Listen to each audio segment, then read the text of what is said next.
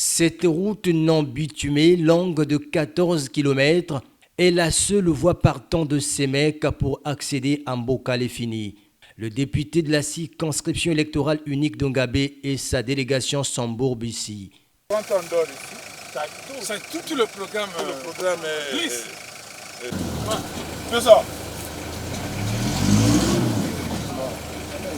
Il a fallu près de 2 heures de tracasserie pour arriver à destination. Au défi de la route vient désormais s'agripper celui des inondations dues aux pluies diluviennes. Ici, à Mboka-les-Fini, de nombreuses familles sont sérieusement touchées et ont déserté leurs habitations. Pour certaines, des maisons sont écroulées et d'autres en voie de disparition puisque se trouvant désormais face à la montée des eaux. Cette année-là, vraiment, j'ai connu les inondations terribles. Presque toute la ligne de mon village de Mboka-les-Fini est inondée. Toutes les maisons, même les arbres fruitiers, nous commençons à les perdre. Ces arbres fruitiers-là, deux fois, nous aident pour payer les droits scolaires de nos enfants. Mais maintenant, nous les perdons. Comment nous allons le faire plus tard avec les droits scolaires de nos enfants?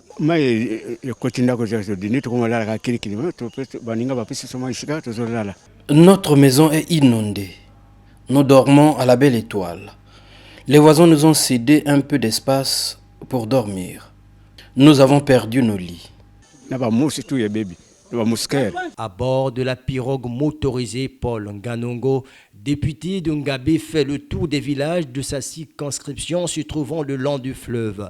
Partout où il passe, la désolation est perceptible. Des familles ne s'en sortent pas et sont sous le choc des pertes de matériel enregistrées. On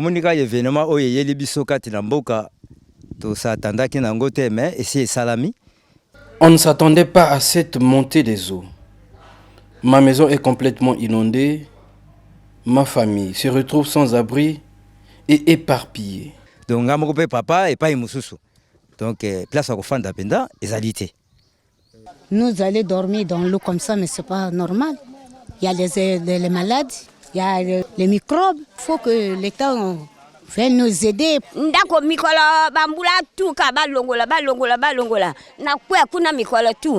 Ah, papa. À chaque tombée de pluie, on est obligé de déplacer nos habitats. On a perdu l'étole.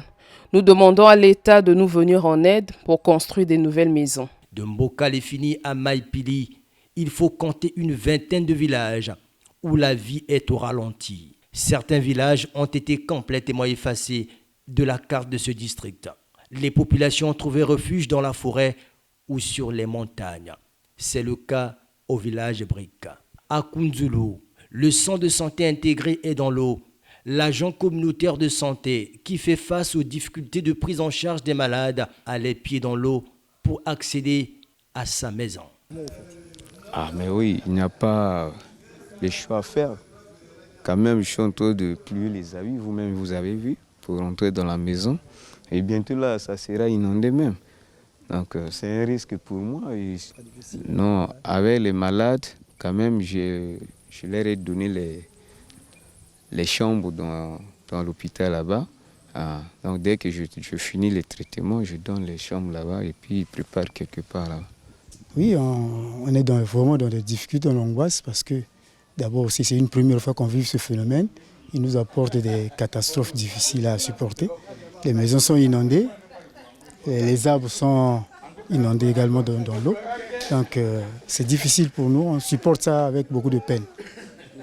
Pour mener à bien son plaidoyer auprès du gouvernement, le député d'Ongabé rend compte des populations et relève des statistiques des familles touchées.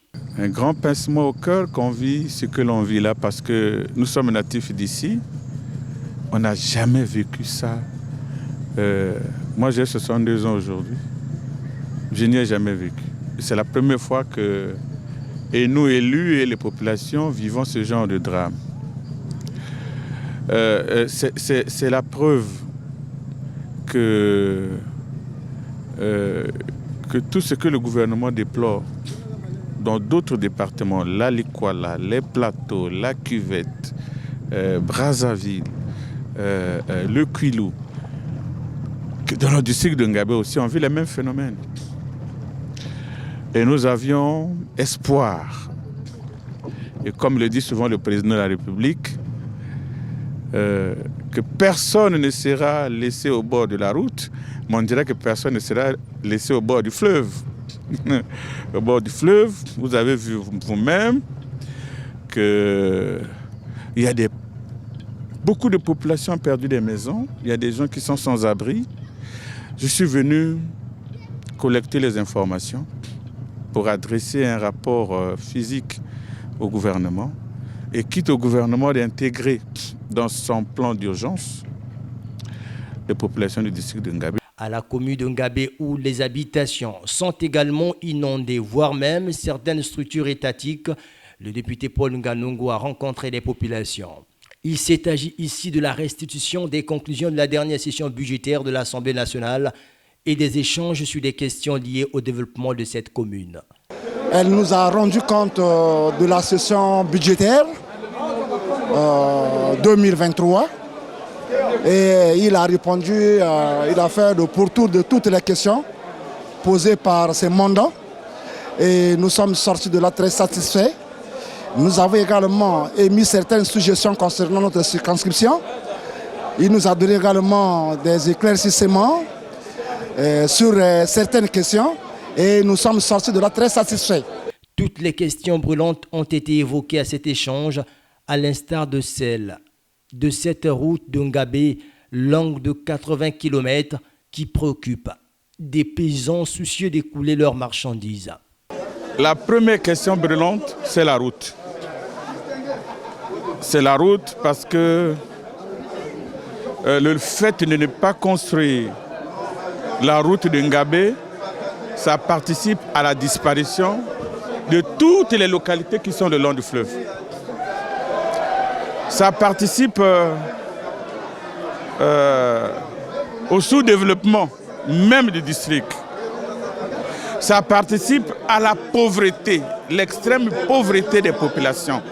Parce que voyez-vous, les bateaux n'accostent pas, les véhicules, donc la circulation n'est pas régulière et fréquente, et les populations n'ont plus de marché, c'est-à-dire quand ils ont produit, ils ne peuvent plus vendre parce que les potentiels acheteurs ne sont pas là. Alors donc ils ont lancé un appel vibrant au gouvernement pour que le dossier de la route de Ngabé soit avec empressement traité. Et ils ont confiance avec le président de la République parce qu'il y a une certaine époque, c'est lui-même qui avait décidé de la construction du lycée de Ngabé. J'ai dit bien lui-même. Il a donné l'argent, il a choisi l'entreprise et le lycée de Ngabé est là, ça fonctionne. Et la population pense de la même manière que le président avait construit le lycée. Il fera la même chose pour cette route. Accéder à Ngabé reste pour les populations un véritable chemin de la croix au regard de la dégradation de la principale route qui reste encore non bitumée.